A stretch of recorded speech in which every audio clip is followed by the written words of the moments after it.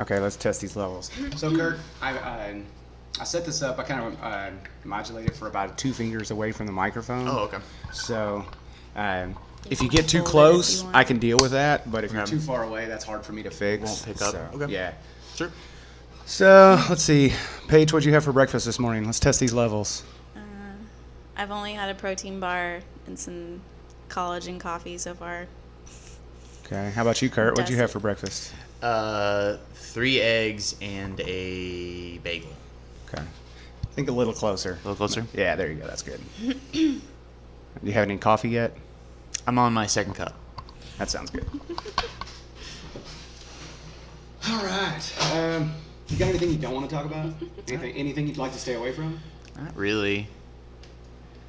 Not that comes to my mind. Okay. It's going to be one of those things where it's just like in the moment, I'm like, oh shit, I don't want to talk about this. We'll cut it out. Yeah. I can't think of anything now. Yeah, if you get into something you'd rather not talk about, do this and we'll move on. No, Okay. We can make Don't let pivots on that the scare you fly. though. We're not gonna ask you scary questions or anything. Well, that's why I asked. Because, and honestly, I always try to. Have you ever thought about murder? It's too close to home. No thanks. All right, let's kick this thing off. Coffee with the Coaches, episode 18, coming to you from the Mega Desk at Boot Heel CrossFit. My name's Michael. Ooh. We got Paige, Good morning. and we've got a super special guest today. Aw. His name is Kurt McDowell. Super special. Me. Welcome to the podcast, Kurt. Thank you. So we call this the Mega Desk because we started with just one of these. We had 2 separate desks here, but we pushed them together, and we thought, well, what better name than the Mega Desk? It's extremely clever. And here we are. I saw there's this big rift in the middle of them. I'm like, wait a sec. They just happen to be identical, so we thought, why not push them together? Yeah. All right. What you been up to, Kurt? Oh my god. On the way up Start here. from the top. Yeah, on the way up. We were talking like, oh, it's already 2021, and it's like the last 3.5, 4 months have just been an absolute blur. Coaching some athletes. I've got a couple returning clients in a little bit, athletes in May. I've got a baseball player I'm working with, teaching SEMO. I've got like 5 classes there. And Wagner offered me not offered, but he asked if I wanted to be like a GA mentor. Ooh, Since I wasn't that cool. far away removed from that, so I've been more included in that element of it too. Cool. So I've been meeting with them pretty regularly, and trying to just grow more of a social media presence with the move to Johnson City. Yeah, Soon. I was gonna ask you about that. Oh my gosh! Well, hey, before you guys get too deep into catching up, let our listeners know how you guys know each other. Are you guys? That's a good point. Did you guys used to work together? Do you guys have an educational background together? How you guys know each other? So I went to school for health management, exercise science at SEMO. Kurt was a graduate assistant teaching the exercise physiology class while I was in there. Yep. And then after, what was it, like 3 years after, 2 or 3 years after that, after I graduated, and he started working at Health Point. Up in Cape Girardeau? Yes, Okay. yeah. So we worked at Health Point together for a little bit, but never really saw each other because I was there early mornings and then I was out. So, Yeah, now it's kind of there. It was brief. Really weird hours. So. yeah. So yeah, it's kind of like an educational / occupational Okay. relationship for the most part. Did you, are you still working at Health Point? Very little. Okay. Like the athletes that I'm referring to here and there, Yeah. whenever I can. With SEMO coming to an end with this semester in a month. Oh my Yeah. God. Wow, this year's moving Dude, quick. Holy it's, crap. it's like one thing will come up in my head and I'm like, oh my gosh, that's coming up so fast. I'll have some athletes for the most part through Health Point. Other than that, that's about it for the most part. I'm trying to like step away a Yeah. little bit more. Yeah. Oh, okay. Are the ones What- that you're still training, are you training them like at SEMO in the Oh no, I'm room pretty there, much just going kinda- through Health Point's Gotcha. system still, so it's just convenient. They're already there. They know the equipment. Yeah. I'm familiar with the area, so it's like, well, you go ahead and utilize that. There is a new gym that I forgot to mention this. There is a new gym up in. I'm trying to think of what it would be. next to, El Toreros? Is that the one over by Schnucks? Close. Okay. There's like a little strip mall right there. Oh, yeah. And my friend Kweku opened up a boxing gym, and he and I are putting together like a sport performance program. Nice. I've heard about that. Yeah. So he reached out to me. He's just like, I don't know this stuff, and he's a friend of mine. We used to work together at a church up in Cape, and he's like, let's just team up and make this work. So I'll be kind of like programming like a macro plan for his athletes that go through, and as it builds up steam, I'll be able to like actually monitor each individual athlete once they've got the steam for that. So I'm pretty excited about that too. So kind of just like generalized training for whatever sport they're in. For now, yeah. Hopefully we can get more specified, whatever kind of workload that looks like. There's no telling, but since they opened up in like November, so they don't have that wiggle room just yet. They're trying to like, let's hit as many athletes as we can and hope that as we get more of an audience, we can fine tune it. Cool. Well, I guess you guys had talked on Instagram a couple of days ago. Maybe I think I just added you on Instagram this morning. Oh, okay. I saw you had posted something, and Paige got in the comments and was like, "Yeah, we should do the podcast together." Yeah. So I guess I think you guys have a lot of kind of the nerdy details of exercise science that you guys can really dig in and talk about, and so. And I fully expect you guys are going to be way up here talking about all the stuff that I don't understand. So I plan on bringing the comic relief to the podcast today. So you guys dig in as deep as you want, and I'll try to throw in a question here and there to try to make it palatable for people who don't understand any of this. Is the glute the one that ties into your neck? Nah, we won't get super nerdy with it. Just hey, dig in as deep as you want. It's been a while since I've been in there, so in the academic side of things, I know Kurt, you're still you're about to go back for your PhD, yes, right? And so like Kurt's still like diving in deep to that stuff, whereas I'm very much more like straight up application to individuals. So I don't remember a lot of the things that I did learn in school, but just the general application, and I'm not going to get super nerdy on my part. There's a lot of things that you're probably going to say and be like, oh yeah. Like jog your memory. Yeah. So let's talk about the PhD thing real quick. I think that's super cool. Yeah, that's exciting. Okay. Yeah. I won't shut up about it, so you may have to. Go on with it. So tell us where you're going, when you plan, what the program is. So, gosh, I'm trying to like funnel all these thoughts into sentences at the moment. It's a struggle. So it's in Johnson City, Tennessee. It's like about 8-hour drive from here, and it is a PhD in sport physiology and performance. And that was something that I realized after I graduated through the undergrad program at SEMO is there are kind of two types of fields when it comes to exercise and health. There is the exercise science, where we take that and we apply that to individuals who are trying to just get healthier. They're trying to just better their life and maybe look a little bit better, feel a little bit better, any number of reasons. Your average individual. And then there is a performance. At least this is how I categorize it in my mind. There's a performance world where it's like, I will do whatever it takes to get bigger, stronger, faster. And the variables and factors involved in that world, I just have always found fascinating. So like when our professors would say, this is what we've seen to better XYZ thing from, like, we'll say muscle growth or muscle strength, I was just glued to the board when they would talk about that. But then when they would start talking about the exercise science portions, I was still interested, but my mind would still be focused on the performance thing. I'm like, I want to know more about that. And it wasn't until after I finished school that there's this whole world. And what this PhD program is it's nothing but that.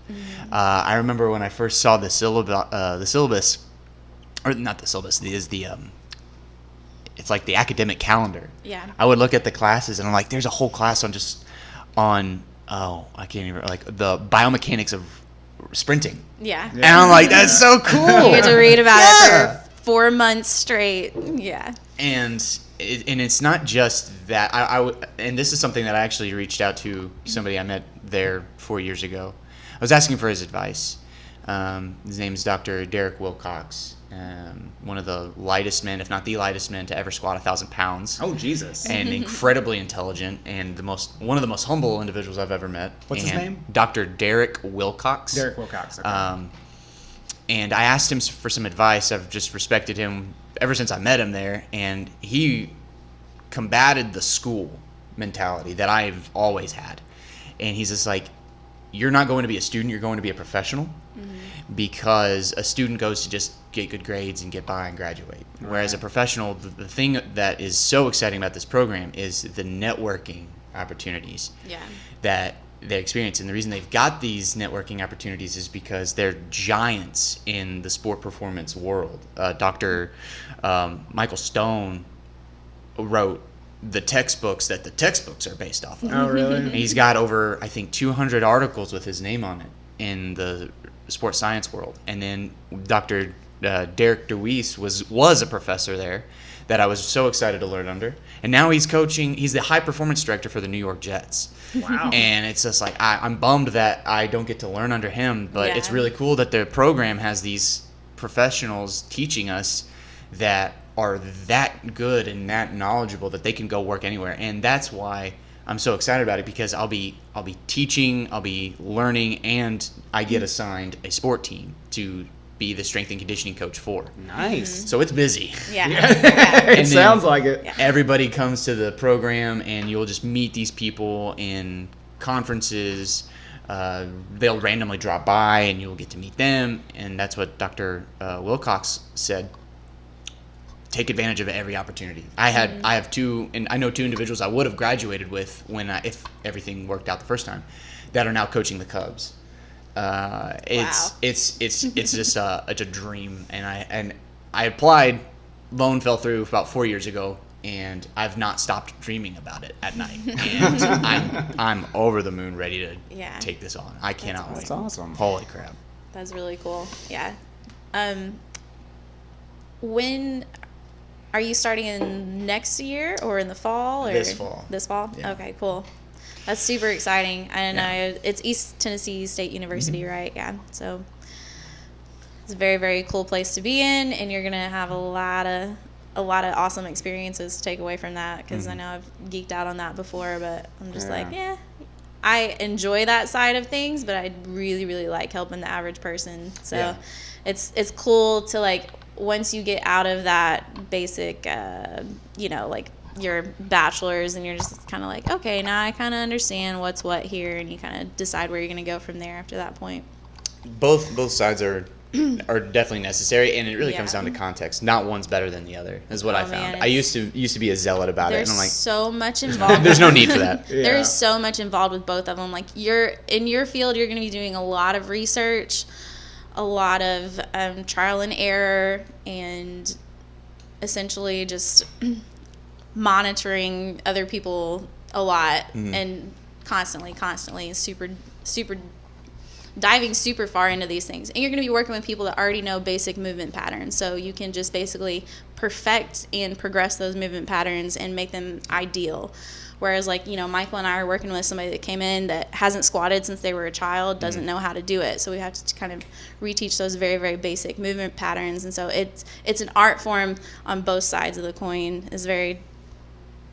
Can be hard to do both ways. Yes. And that's what I found. My strengths definitely aligned to someone who's got already pre-existing understanding of movement and what is expected. Whereas when like personal training, I was never super crazy about it, but I made a lot of good friends and connections through it, but I was always thinking about the performance side. Yeah.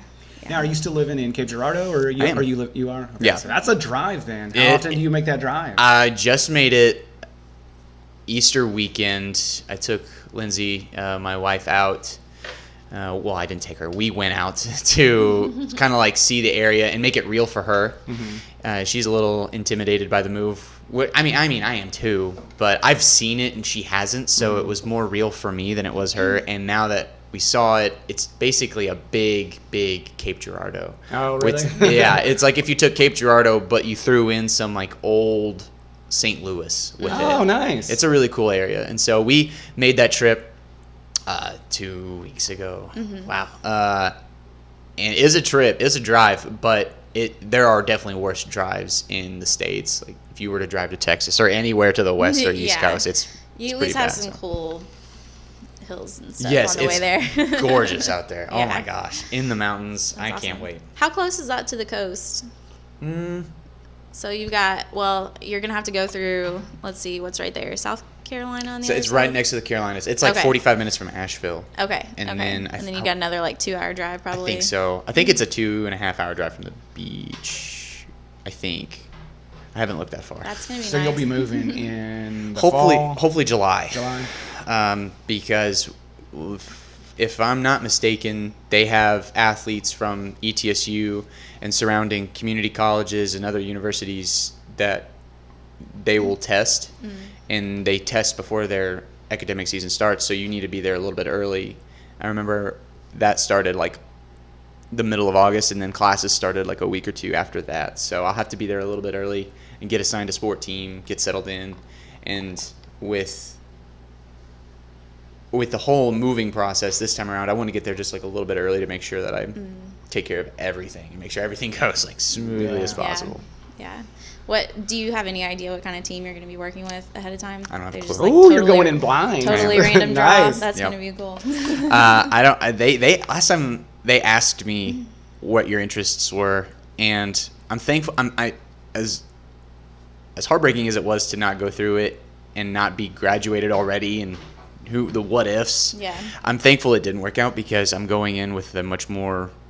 More foundation. Yes, I'm much more mature for starters, and now I'm still got a lot to go. But compared to 4 years ago, and I have a little bit more of knowing who I am and what I want to work for. So that helps me figure out. I think if they were to give me the opportunity, I'd probably say. Whatever you say, coach, put me Basically, in. yeah, basically, like wherever you need me the most at this point. So. Now you kind of know where you want to go with it. That's cool. That's cool. So we'll turn it back to you specifically instead of ETSU. You're very geeky on Everything. as Not just sports science. as am I. That's why I wanted to get you on this podcast, just to kind of talk about different training modalities. Ooh, I need to shush. I wanted to talk to you about like what kind of progressions you've made in your own training over the past, let's just say the past year. So like what are your goals for yourself in training? Let's just say in the next maybe your 3-year long-term goal, because I know you probably view it a little bit longer term than most people who are thinking about, this summer or something like that. So let's talk about what you've done in the last year, where you're at now, where you plan to go in the next year or two. So my mindset's probably not been the best, but for the last like 4 or 5 years or so, I've really wanted to develop a more optimal body composition, more muscle mass, less body fat. And the reason for that is if I am able to develop more muscle mass, that would have a higher ceiling for more strength.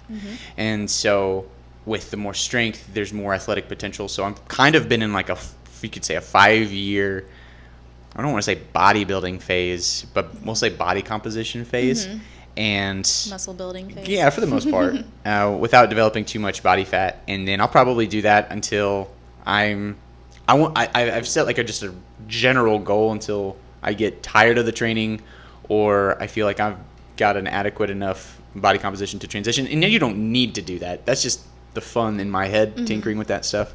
But I'll probably train in a similar fashion for hypertrophy and fat loss for another maybe year or two. And then once I've kind of gotten tired of that style of training and I've got the body composition that I'm satisfied with, I'll probably take to like a more strength and not powerlifting. Well, a powerlifting and Olympic lifting approach. Just because I've enjoyed the programming style for that body composition. I love how the variables can be manipulated, and that's just been fun. So even if the adaptations aren't as ideal, it's still fun to progress. And so that's ultimately what my last year has been looking like. I've been experimenting, I started taking better notes because I feel like that's when my training improved. Oh, yeah. I've got like an Excel sheet that will have tabs from October, November, January, and February, depending on when the mesocycle started. And now I can go back and say, I did this in October, November, and that yielded really good results. This month, not so much, and kind of piece together why that didn't. I just got done with a mesocycle focused towards hypertrophy, actually 2. And they were both 2, most of the days had 2 training sessions, so an AM and a PM session, and I wanted to try that. I went from like 6 days to 5 days this last month, and I realized that the results I actually had were better when I only had 1 training session. I was about to say, how did that treat you? Yeah. That 1 out of 3 times goes well. Maybe. Yeah. It didn't necessarily work well for me. It was fun to have that extra session to manipulate, and I think it works really well for some, but I think I can go back to like my November program where I was just training 6 days a week, 1 time a day, and that yielded better results than my 6 days a week, 10 times a week, or the 5 days 10 times a week. Yeah. It's just those 6 training sessions seem to be better. I think even with the extra calories, I think I may have potentially not been training hard enough or overtraining, one of the two. Right. So. Right. We run into that issue a lot with like people just in our gym who they're like, well, I think I better start doing 2-a-days because I feel like I need to work on this and that and this and that. And it's like, you know, honestly, you probably just need to sleep more, maybe eat a little more. Well, when it comes to training, take some downtime. There's that point of diminishing returns. Yes. You know, you can increase your workload, and it's effective up to a point, and then you just get to that point to where you're almost making things worse. That's a fact. And I think it's really cool that you've been experimenting with that, though, because, you know, it's really easy for somebody to give a prescription and say this, that, or the other, but honestly, you don't really know until you've kind of played around with your own limits and figured out what works for you at any particular time in your life, I guess. Yep. I took the DEXA scans too, before and after, just to add to that experimental factor, and I have the numbers that say this worked better for you, this didn't. So maybe pay attention to this next time. Yeah, that's awesome. Really cool. So when you're training for hypertrophy, we've talked about this on the podcast before. I think before we got onto actual podcast platform, we've done a lot of YouTube videos on it. Yeah, we did a bunch of videos about it. And so a lot of our clients kind of have a pretty good idea of that, but we have a lot of new members too, and they're probably going to listen to this because they're cool like that. So talk about your training style for hypertrophy and kind of how long. So people are going to hear the word mesocycle and have no clue what that means. Oh, crap. Okay. And so, yeah, that's okay. We'll go back and kind of dive into that and kind of what a mesocycle of hypertrophy training looks like. Okay. Ultimately, something that I've been trying to explain to a friend of mine, and I think he's just your average Joe who has 2 kids, he's our age for the most part, and wants to get bigger, get leaner, like most individuals in the weight room do. And the mesocycle is just like, it could be reflective of your lifestyle, I would say. It used to be 4 weeks. It had a very block mentality, but the mesocycle will reflect you for the most part in what you're able to be consistent with. So that mesocycle could be 3 weeks, 5 weeks, 6 weeks. And what I have found to be the most successful is that each week has some level of consistency as far as exercise selection goes. That is something that I swear up and down by. If I'm doing, like, let's say on Monday, let's say I have a session of back squat, good, high, low bar good mornings, hamstring curls, and then dumbbell shrugs and one other accessory. Every Monday we'll have that same layout. But the thing that changes is going to be how many sets, how many reps, and how much weight I utilize. And the reason for that is if you're doing a different workout every day, every week of that 4 or 5 week mesocycle, you have no idea. You may have an idea, but you can't accurately predict on if you're applying a more. I'm trying to. Forgive me. If you're overloading it any. Yes. Progressing. Exactly. The progressive overload. Yeah. If you're not applying that to an adequate amount, you're not disrupting your body's systems enough to where they have to compensate and adapt. And so if you're kind of doing everything, you might have an awesome workout one time, and then your next workout could have completely no disruptive value whatsoever, and it could be too much. It could be too little. You don't have a way to say this worked or this didn't.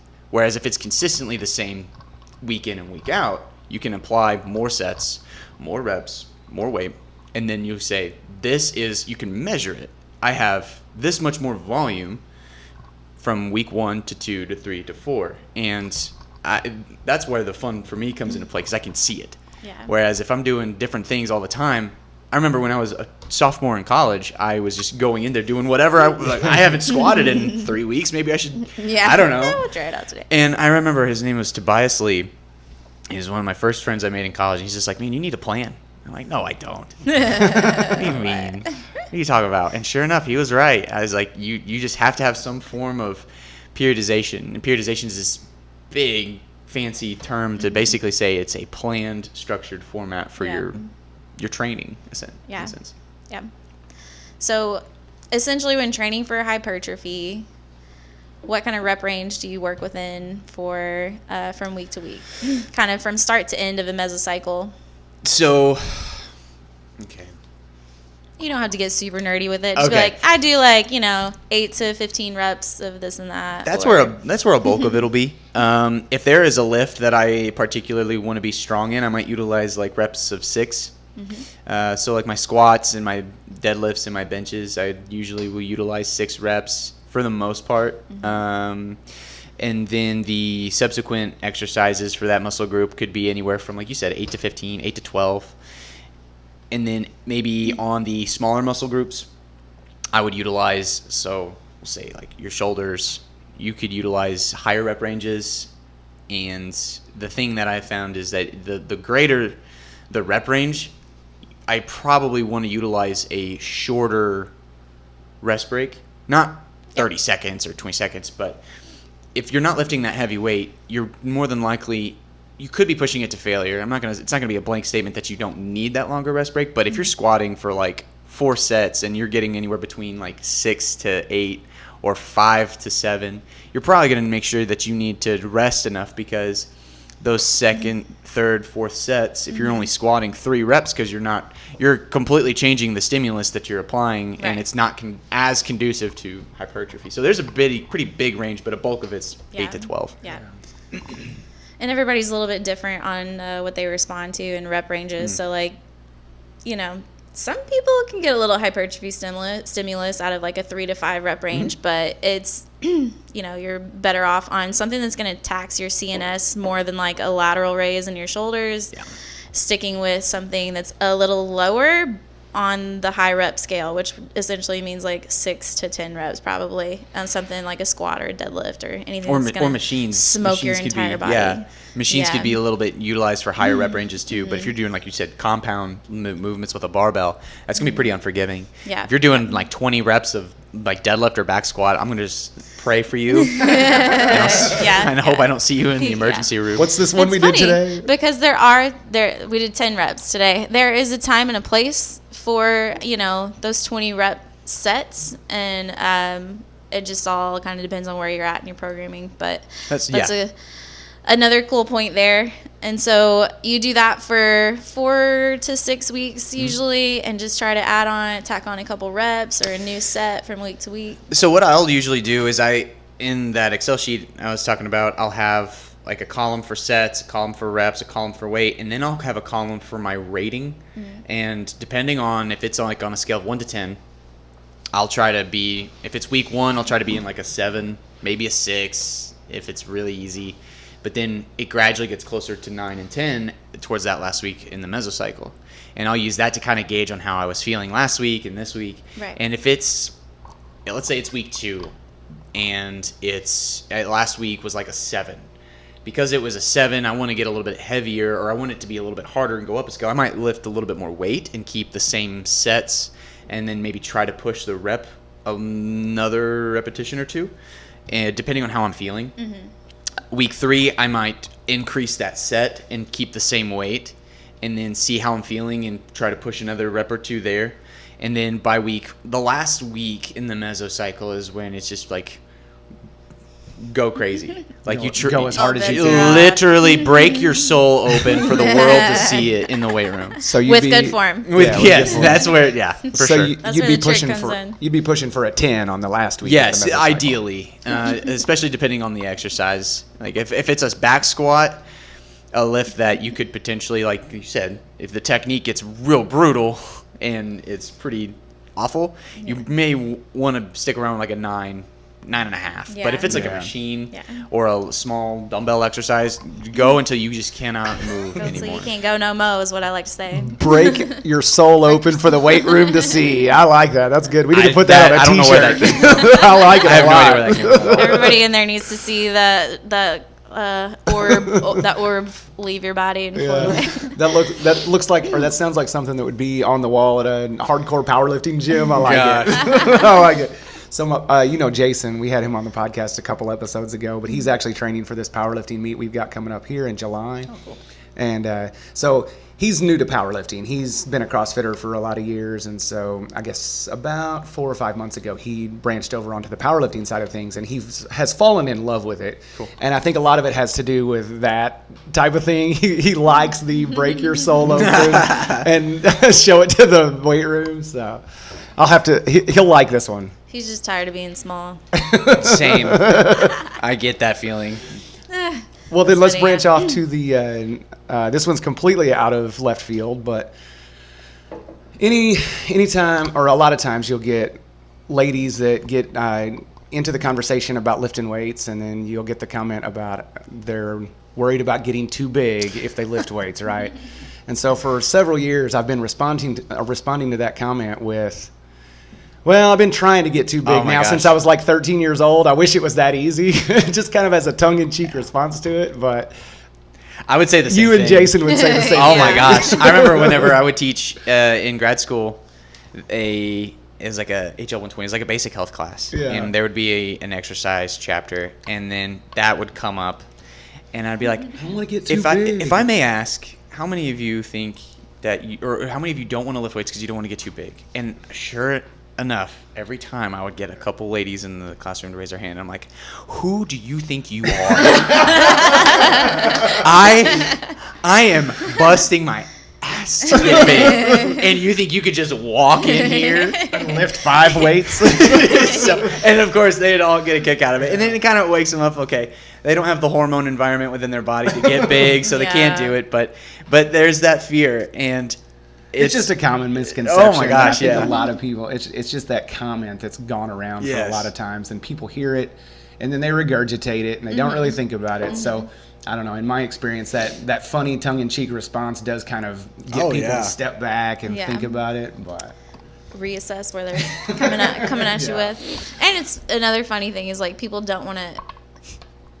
Exactly the opposite of that. They don't want to lift too heavy because they don't want to get too big. As if lifting heavier is what makes you bigger. And that's kind of like what we talked about right there. That's not how that happens. that's quite how it But works. yeah, so like hypertrophy is amazing for all males and females all Yes. over the board. So kind of like what you were talking about there with the hypertrophy training, I'll just kind of relate that to our audience and how we do things like that within CrossFit. And we can kind of talk about how we kind of blend the two. I think it would be interesting. Do you have any? We'll come back to that. So like this week, for instance, if you guys are listening to this, the week of April 14th. that we are essentially starting a little bit of a hypertrophy phase right now. We're just going into base building essentially. This week we have 10 rep maxes of different movements, and we're really focusing on the legs right now. And so we're working through finding a 10 rep max on a few different movements this week, and then we're just going to kind of base some numbers off of those over the course of the next the course of the next 6 weeks actually, and then kind of retest those 10 rep maxes at the very end. So that's just essentially how we like to do it within the CrossFit sphere, where people can kind of like put that number on the board and like leave it there and not think about it all day long and go on about their business. That way next time they come in, we click over that little squiggly line and see, okay, well, you should probably try to do this weight today, and then in the comments note how you felt about it. Like you said, your rating on there. So we use RPE. It's essentially the same thing that you're using whenever you put that rating in there. And so we've been like trying to drill this into everybody's head, but inevitably somebody comes in every day and they're like, what's RPE? So we're like, all right, let's keep reteaching this. I think most of the gym has kind of like caught on to that at this point, because we've been using it a lot over the last year or two. And so that's kind of how we'll take that approach. But people that are coming in for CrossFit don't like to geek out about this stuff quite as much as like you or I do. And so figuring out how to get them to kind of progressively overload and not be drawn to those, oh, I just want to do Fran today and I want to do Grace tomorrow and I want to do this and that and pop all around the place, which is a big how do I want to say this, like a mindset. It's kind of a distraction in the CrossFit space. Right, I don't know if that's where you're going with that. And maybe like a big misconception about how CrossFit is programmed. Mm-hmm. In some respects, it is just like you go anywhere. You know, Kurt could have graduated college and gone into personal training and not had a damn clue of how to actually progressively overload anybody. It's like you can skate your way through it and you know, come out not any better than you went in a sense. And so like that's just kind of how we implement things like that and put them into our class structure. And so a lot of times unknowingly people will be going through a hypertrophy phase or through a conditioning phase where they're kind of ramping up and doing some more tests at the end and overloading at the end, and then we'll switch into something else. But we have to kind of like disguise it as a fun wad. It's like smothering your dog's pills with peanut butter. Yeah, exactly. Yeah, everything that you described with your mesocycles and tracking all of these things and the 1 through 10 rating. Anybody that's listening to this that has been doing CrossFit with us for a couple of years, we've been doing this to you. You just don't realize it. Oh, we do. It's the exact same thing. There's a lot of different ways to do that too. Yeah. That's the beautiful part of that programming style. Right, exactly. And so, you know, we obviously go back and forth from hypertrophy into maybe really, really high rep, kind of the metabolic conditioning stages of things where it's going to be really high rep and then we'll kind of ease off and then maybe progressively build up to a strength and then test some 2 or 3 or single rep maxes at a point. And so we just kind of ebb and flow through that throughout the year, whereas Kurt, you're just trying to get as big as humanly possible while you maintain some leanness. And so you're just very honed in on kind of changing the structure of your approach, but you know, you're not necessarily probably testing out 1 rep maxes or 3 rep maxes more than not yet, no. More than if at all like once a year or something like that. Whereas, you know, we might do that twice a year every once in a while, but and so that's just kind of an interesting way to approach it and kind of look at both sides of the coin. So when you get into some strength training, how are you going to approach that? Oh my gosh. So I'm actually really excited for that just because it's not been as frequent in my life and I've been missing it. I'm taking like a little 3-week maintenance phase to just establish body weight. That's something I've been neglecting. And I feel like that's been sabotaging me for a while. Is like, oh, I'll just keep bouncing back and forth. And yeah. I don't think that's been You ideal. don't know where your like homeostasis is. Yeah. And what I plan on trying out is because I'm so familiar with the body composition programming, strength has become secondary almost, not as importance, but as familiarity. And I'll be experimenting with that a little bit. I had a powerlifting coach back in 2019 just because I wanted to give it a solid 3 months of strength training just to see what he recommended, how I responded to that, and it worked really well. So basically it's a similar format, but volume is not going to be the primary driver for those adaptations for strength development. It's going to be intensity. You can't get strong lifting light stuff. One of my Jordan Glasgow. Yeah. One of my favorite things he says is you can't get hard doing soft shit. I love that. And so intensity is the same thing. You can't get strong doing lifting lightweight. Yeah. And so there is a volume component of strength. It's not absent, but you can't sacrifice the intensity for volume because then you start deviating back into hypertrophy. Yeah. So strength is more of an art of finding the highest intensity at the lowest volume, while hypertrophy is kind of finding the highest volume that you can recover from. Very much so. And there's a continuum. As you slide away from one, you get closer to the other, but there's always a presence of the other. It's just how strong is that presence. And with strength training, it's so, for example, like if you're training in week 1 of a mesocycle for hypertrophy, 3 sets of 8 to 12 could very easily be a very commonly seen thing. But with strength training, you could very easily see like 4 sets of 3 or 4 sets of 5 or 3 sets of 5. That you're not breaking that 5 reps for most of your sets. You might have a set where it's like 8 or 10, but most of your, or a bulk of your work is going to be 5 reps or lower, because you're able to, if you were to lift any heavier, or if you were able, hold on. If you were to lift more reps, the weight's too light.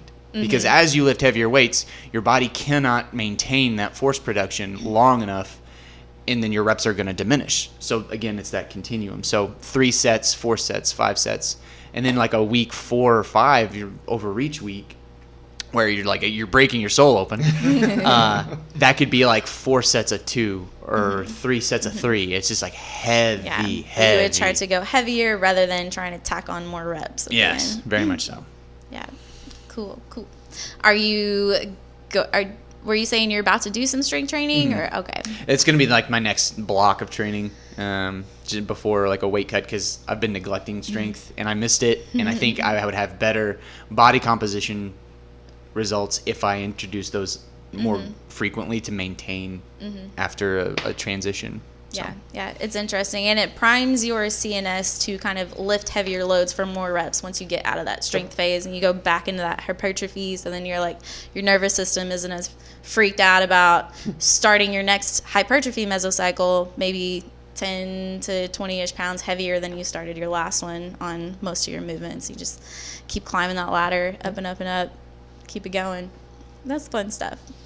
So you kind of wanted to talk about general adaptation syndrome, and the kind of a lot of what we talked about so far is essentially managing general adaptation, and we talked about recovery a little bit and how you gauge those things. So maybe talk a little bit about what general adaptation syndrome is and how you like to monitor. So it is how we, it's in the name, adaptation. It's how we evolve in our own lifetime. It's how we get bigger. It's how we get stronger. It's literally what makes us harder to kill, if you wanted to be dramatic about it. And what it essentially is your body is experiencing a stimulus that is disruptive. We've kind of been hitting, like you said, we've been hitting on it a little bit as it is. Just kind of circling back. We're going to circle back to that and put it all together. And because it was disruptive within a certain range of disruption, we'll say, the body will take that, address it, and say, we don't want this to happen again, so it'll be better. It's like the whole tearing down to build up stronger metaphor is very much true in that extent.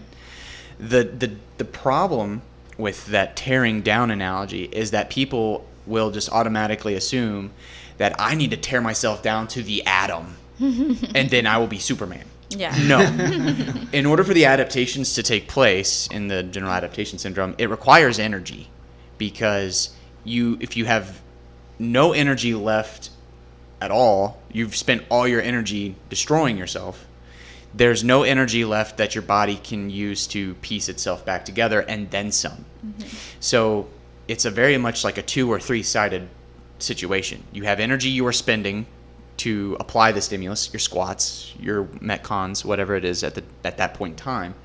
You have the energy you're spending to recover, to just repair the damage that has been done, whether it's your muscle tissues being a little bit ripped up, your nervous system recovering. And then there's the energy that is taking place to build on top of that.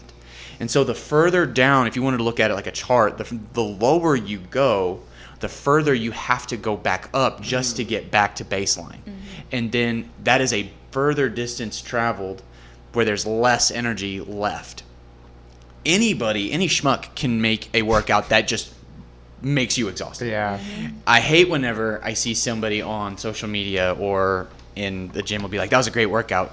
And their only inclination of it being a great workout is that they experienced a spiritual happening, that they saw their future self, or they are like passed out, or they're vomiting, or their hands ripped, or like, man, this is a great workout. I'm like, I want to stand and give the slow clap for what you're saying right now. This drives me crazy. It does me too. And every time somebody comes up to me and is like, I ripped my hands on that one, I was like, well, you shouldn't have done that. Yeah, I only say that because I come from a place that I was guilty of that.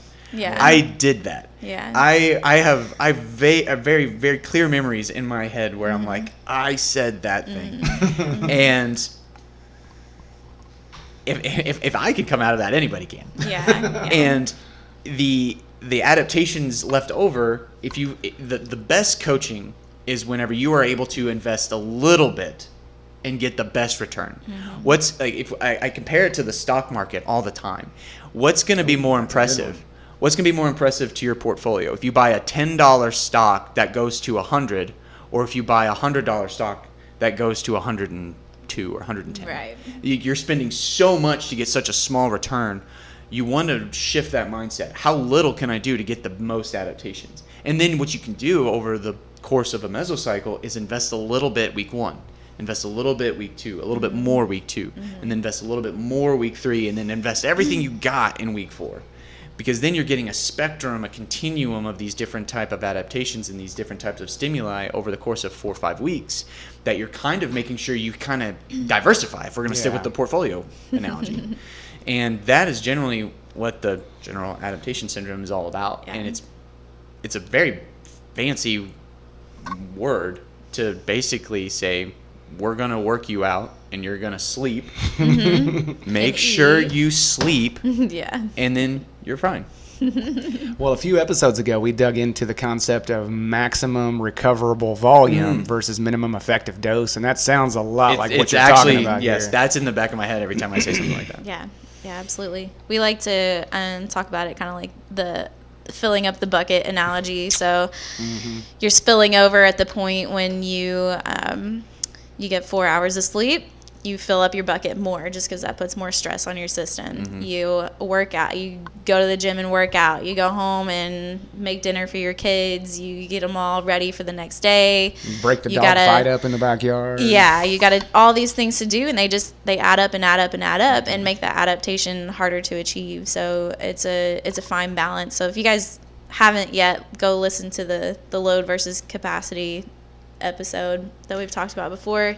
Has a really, really good kind of breakdown of this and relates it to everyday life. I had a friend of mine to kind of tack onto that. The more I need more work mentality. He was training 6 days a week, and he sent me an Instagram message saying, "Hey, I'm training 6 days a week. Do you think Pilates in the evening would help add on some more weight just to do some form of physical activity?" Is like, well, Pilates isn't really an intense enough or a volume enough stimulus to apply muscle mass. But if you're trying to optimize your time with that bucket analogy, you would probably experience better responses. If you took that 20 minutes that you were going to do Pilates with, and instead of doing Pilates, you like meditated, prayed. Just did breathing exercises, or go to sleep earlier. Sleep. Literally, get an extra 20 minutes of sleep. Yeah. Because of the bucket analogy, you are allocating more resources and energy in your body to respond to the training that you've been participating in. Right. And this is where that note taking really comes in handy, so you can look back and say, like, man, I feel like crap this week. What did I do last week that added up to this? Don't just look at yesterday. We get people all the time that come in and say, I don't know why I'm so tired. I slept like 9 hours last night. Like, last night? What about the 2 weeks before that? So this is stuff that adds up over time. That's why you can't just reflect on the 2 or 3 days beforehand to see, I don't know what's going wrong. I did so good the last few days. Like, yeah, you're still messed up from last week or the week before. So all these things just keep adding up. So do you have any more that you wanted to kind of hit on with general adaptation, or any other phrases that sort of relate? There was one that I thought of like as we were talking, because we've almost been hinting at it a little bit with having certain blocks that do certain things. I mentioned it when I was doing body composition to set the floor for strength training. You were mentioning that you'll have certain like hypertrophy sessions or like that base building, and it's the concept of phase potentiation, whereas the concept or the block that you're doing now has immediate benefit of making me bigger, making me stronger, making me more conditioned. However, it will also, if you program it right, will have better implications for your subsequent cycles. So, for example, if you're having a conditioning-based mesocycle where your heart rate's up a lot, your breathing is up a lot, there's low rest breaks, you're working, at the end of that mesocycle, you are going to be a more conditioned athlete. You're going to be in better shape, we'll say. But because you're in better shape, if you were to transition from those 2 months into a strength phase, now not only is your conditioning better, but when you are resting in between your strength sets, you're able to recover faster than somebody who was out of shape. So if I had 5 sets of squats and I was out of shape, but I had somebody who was in shape and we had the same level of strength, we'll say, we were squatting the same weights, but he's recovering or she's recovering faster than I am, she is going to have more energy to squat and apply a better stimulus, and because she's conditioned or he is conditioned better than I am, after that workout's over, she will then recover better than I will. So it sets up a long-term process, and then at the end of that month, not only will he or she be more conditioned, but he or she will be stronger than me because she was recovering better than I was, or he or she was.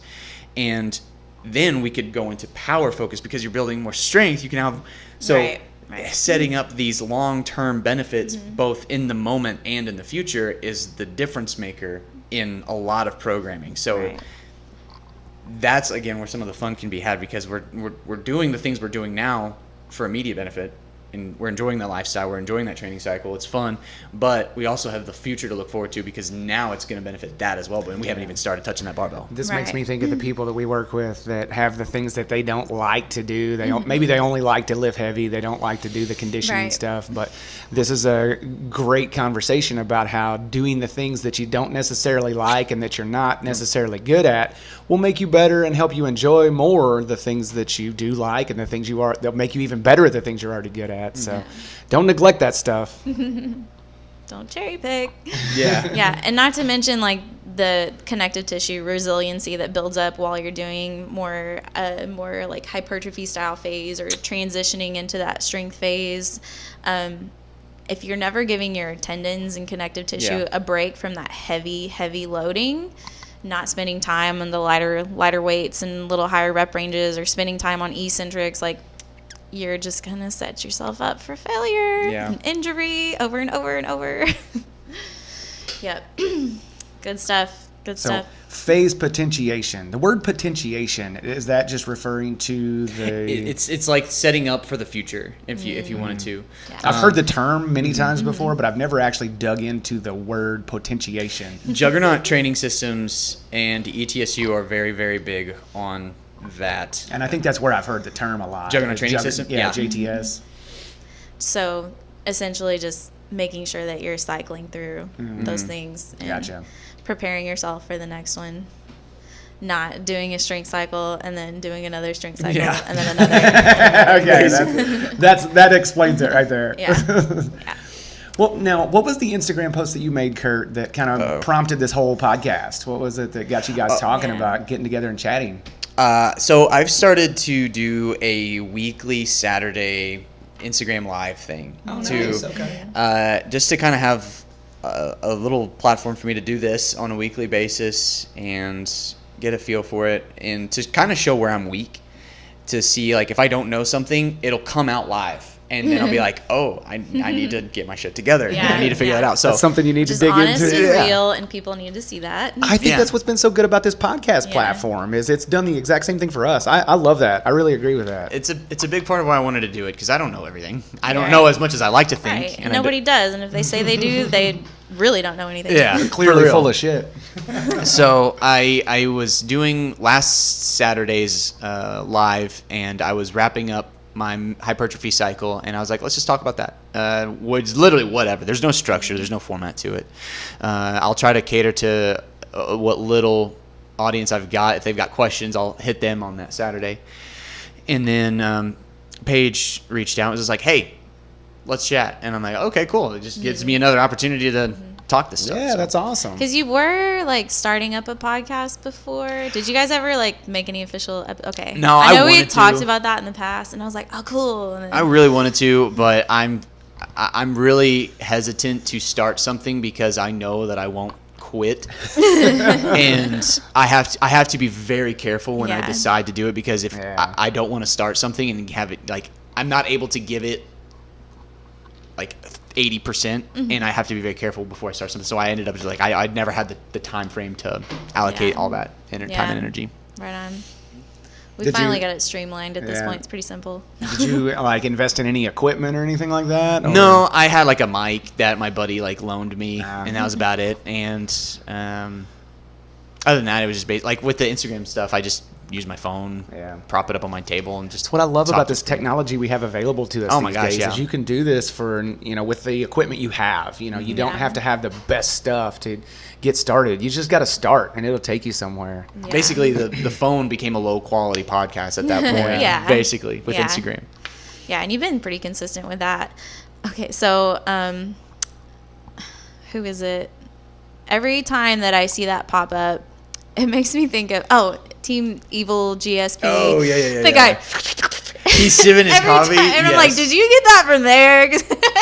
Who, me? I feel like the very first one you did, I heard a little slurp, and I was like, Oh. he's mocking that guy. I didn't even realize that, but you're right. I've So- done that. I'll have my moments God. where I'll be on I'll be on live, and I will have to force myself to take a drink so I can like reset because I feel like it's just ADD and rabbits in my head just constantly running around all over the place. Yeah. So So if you don't know what I'm talking about, if you search on Instagram, I think it's called Team Evil GSP or something like that. This guy takes this massive slurp of his coffee right in the microphone, and it drives me nuts. I'm just like, ugh. Is that the one that Ryan started doing? Maybe I'm I thinking don't of know. something else. I don't think I'll he have to even. look I don't this think he up. even knows about this. But it's a guy that essentially just kind of he talks a lot about just drug usage and how to balance things and stuff like that. It's so if you ever want to like compete in, I don't know, an untested federation, go to that site to learn how to do it appropriately, maybe. But he's really smart. yeah, so it was just. I was wondering if that was where that came Definitely from. didn't realize it, but you're right. He always will have that little cup of coffee, and he'll.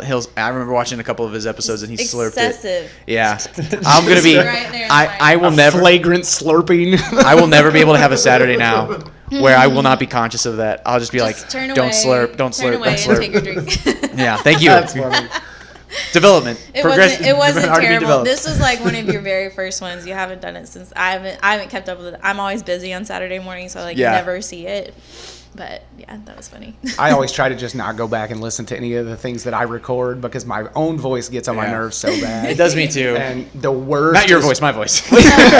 Well, the worst thing was back when we were doing videos all the time, and I'd have to go back and edit videos, and I just got so sick of hearing my own voice that I was Yeah. burning myself out, and I was like, I just don't even like doing these because having to go back and Yeah. listen to myself. So that's why this podcast thing has made the whole thing so much smoother, and it helped me be so much more consistent with it. Is we can just record it. Yeah, put it out there. If there's Screw it. something we need to edit out, I guess we could, but I don't even think we've edited anything. We just Nice. put the intros and outros on it, and then just put it out there. And Yeah, then that's pretty been good to go. yeah, it's been a much smoother thing that way. Yeah.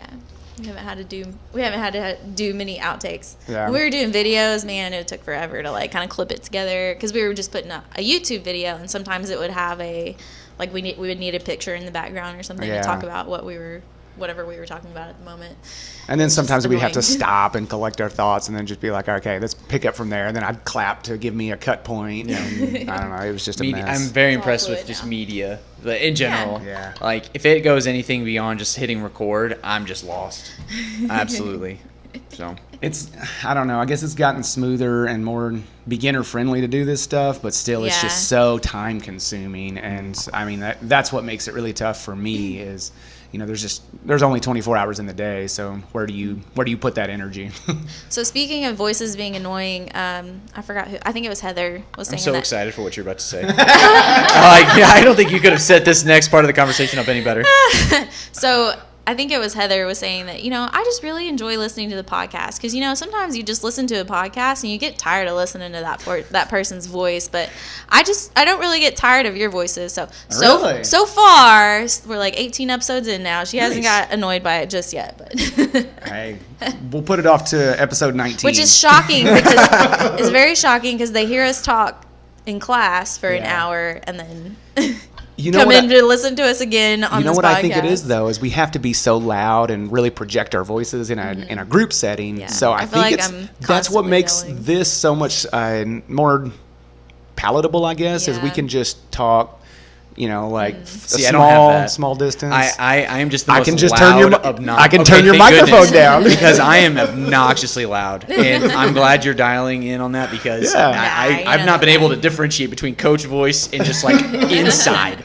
Well, that's really why I wanted to have these independent microphones because you can regulate voices. Because Yeah. there's always somebody that's That one jerk that can't keep No. his voice down. Relax, man. Yeah, yours no, is totally there's fine. there's always somebody that has just a higher volume speaking voice. So Right. when you can regulate that, it makes it a whole lot smoother to listen Nice. to. So Unlike mine. Michael has to turn mine up all the way. But I remember the one we did with Heather. She's soft spoken Mm-hmm. and she's got a sweet baby voice. And me and Paige just completely overpowered her. Yeah. Yeah. So that was the handy thing about having this splitter is we can Yeah. just set those tones independently. Yeah, it's cool. It's easy to do. Throw it on Anchor and it goes everywhere. Yeah. It's great. You know what we forgot? What? Dad jokes. We forgot the dad jokes. We didn't open with the dad No, jokes. how can we forget that? I didn't I know don't when you know. guys were going to introduce Oh, it. man. Every It's now supposed and to be then. the very first thing we Oh, did. man. Well, Paige dove straight into catching up, and so we just skipped right over it. All right. Well, Kurt, you're our guest. Blame Do you want to me. go first? I saw one that hits home with the sleep. It was like, oh gosh, hold on. I took a picture of it for this very reason. Pull it up.